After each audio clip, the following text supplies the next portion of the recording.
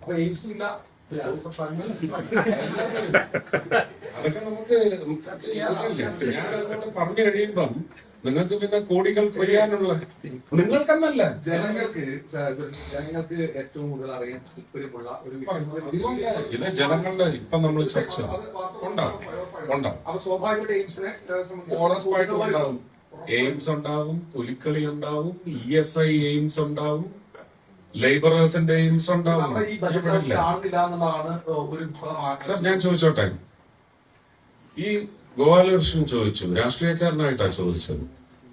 Kerala budget വന്നു, തൃശ്ശൂരിന് എന്ത് തന്നു, കാസർഗോഡിന് എന്ത് തന്നു? ഉണ്ടായിരുന്നോ?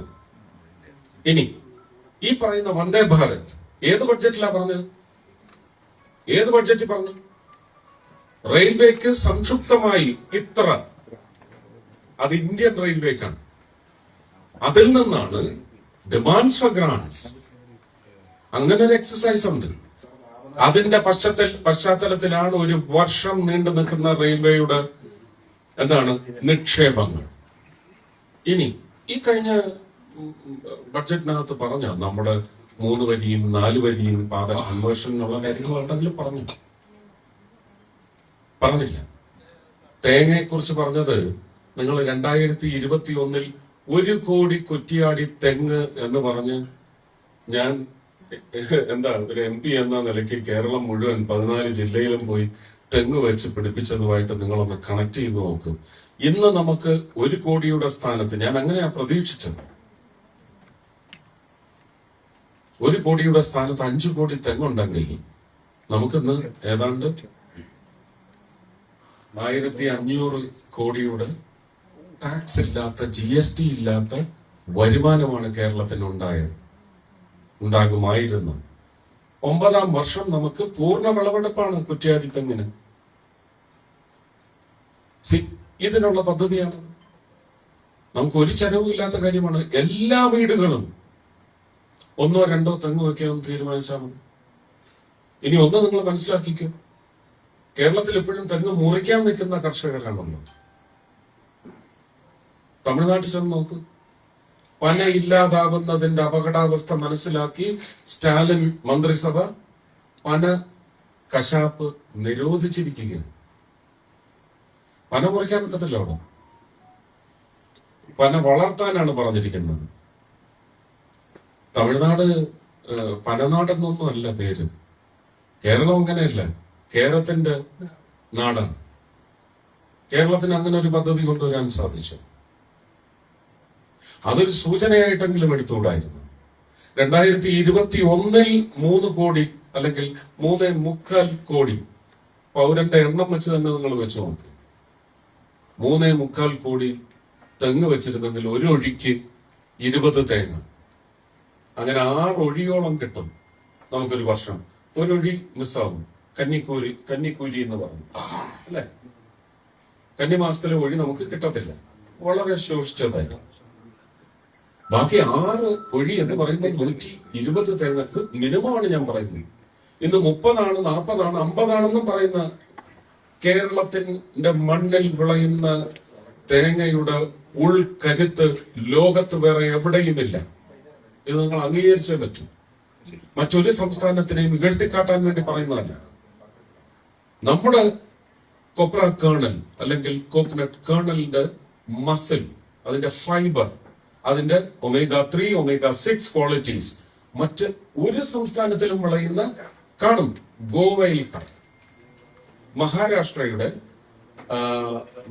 വടക്കൻ മേഖല അവിടെ കാണും, കടലോരങ്ങൾ. ഇങ്ങനെ വളരെ അപൂർവങ്ങളായ പ്രദേശങ്ങളുടെ മണ്ണ് മാത്രമാണ് ഇത് ഉൽപ്പാദിപ്പിക്കുന്നത്. അപ്പോ അന്താരാഷ്ട്ര വിപണിയിലേക്ക് ആരോഗ്യ കാരണങ്ങളാൽ ഒരു കാലത്ത് പുറന്തള്ളപ്പെട്ടിരുന്ന തേങ്ങയുടെ മൂല്യം എന്താണെന്ന് നരേന്ദ്രമോദിക്കും നിർമ്മലാ സീതാരാമനും മനസ്സിലായി. അവരുടെ അറിവിന്റെ ശേഖരണം ഞങ്ങളുടെ മുന്നിൽ അവതരിപ്പിച്ചത് കൊണ്ട് ഞങ്ങൾക്കും മനസ്സിലായി. കേരളത്തിലെ ജനങ്ങൾക്ക് തന്നെ മനസ്സിലാവും. പക്ഷെ ഇവിടുത്തെ പിന്തിരിപ്പൻ രാഷ്ട്രീയ നയങ്ങൾ ഞങ്ങളത് മനസ്സിലാക്കില്ല എന്ന് നിശ്ചയിച്ചാൽ ഈ മണ്ണിനെ നിയന്ത്രിക്കാൻ അവർക്ക് അവകാശമില്ല എന്നാണ് എന്റെ പക്ഷം. അത് പൊളിറ്റിക്കൽ സ്റ്റേറ്റ്മെന്റ് അല്ലേ? അത് പൊളിറ്റിക്കൽ സ്റ്റേറ്റ്മെന്റ് ആണ്. അപ്പുറത്തേക്ക് എയിംസ് കേരളത്തിന് ആവശ്യമുള്ളതല്ലേ? അതൊരു ചർച്ച തുടങ്ങി വെച്ച അങ്ങനെ അല്ല. ആണോ? അപ്പൊ അത് വരുമ്പോ അതിന്റെ മഹത്വം എനിക്കാണ്. അത് വരുമ്പോ അതിന്റെ മഹത്വം എനിക്ക് മാത്രമാണ്. പ്രഖ്യാപിക്കും. എയിംസ് വരും. അല്ല, അത് ജനങ്ങൾ പ്രഖ്യാപിച്ചു. വരാതെ എവിടെ പോവാൻ? പക്ഷെ ഞാൻ പറഞ്ഞ വാചകങ്ങൾ നിങ്ങൾ വക്രീകരിക്കുന്ന എന്തിനാ? ഇല്ല, വന്നിരിക്കും.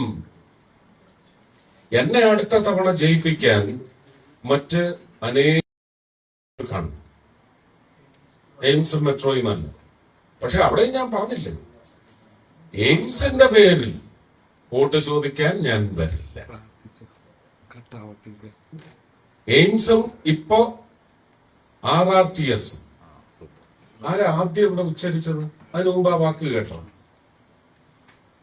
മുഖ്യമന്ത്രിയുടെ ഏർബൻ ഡെവലപ്മെന്റ് മിനിസ്ട്രിയും പവർ മിനിസ്ട്രിയും കൂടി ഇരിക്കുന്ന മനോഹർ ലാൽ ഖട്ടർ നയിച്ച കേരളത്തിൽ 2024 ഡിസംബർ 20-നോ 21-നോ നടന്ന കോൺക്ലേവിൽ ആദ്യമായിട്ട് ആ വാക്ക് ഉച്ചരിക്കുന്നത് മനോഹർലാൽ ഖട്ടറാണ്.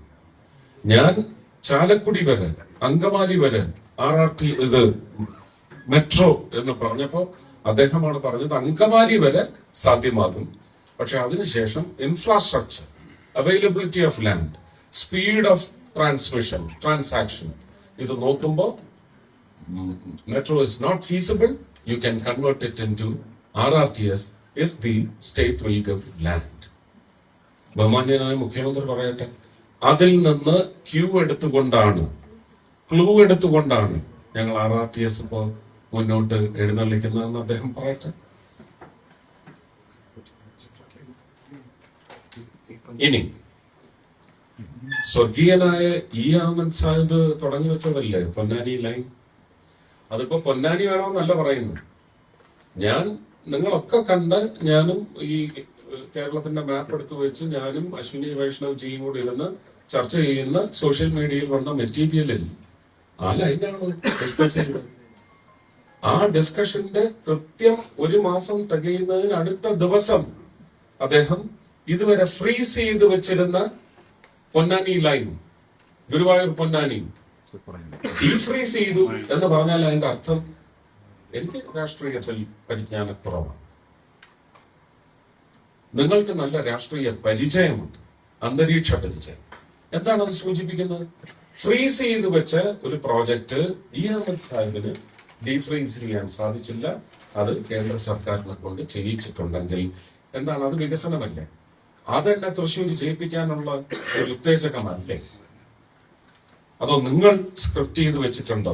എന്തൊക്കെ കാരണങ്ങളെ കൊണ്ടേ ഇയാളെ ജയിപ്പിക്കാവൂ? അങ്ങനെ വല്ലതും ഉണ്ടോ?